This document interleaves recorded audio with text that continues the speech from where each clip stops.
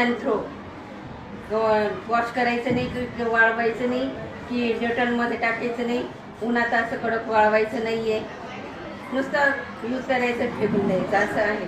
एवढी सुविधा आता उपलब्ध झालेली आहे आणि ते व्यवस्थित वापरणं हे आपलं कर्तव्य आहे. आणि ते तुम्ही काय करता, ते वापरून बाहेर कुठेतरी फेकून देत असता. ते कागदामध्ये व्यवस्थित बांधून एका ठिकाणी ते फेकून द्यायचं असतं. ज्या घंटागाडी येते त्याच्यामध्ये टाकलं जातं, कागदामध्ये बांधून ते टाकलं जातं, कारण त्याचं इन्फेक्शन होत असतं. हेही माहिती आहे, तरी पण विद्यार्थिनी असं करत असतात. टॉयलेटमध्ये सुद्धा याचा वापर असा व्यवस्थित करत नाही आणि त्यामुळे ते इन्फेक्शन तुम्हालाच होत असतं. इतर ठिकाणी तुम्ही नेहमीच जाणार, दिवसातून 2-4 वेळेस जाणारच आहे आणि त्यावेळेस मग तुम्हाला इन्फेक्शन होत असतं. मग ह्या गोष्टी तुम्ही कटाक्षाने पाळल्या पाहिजे.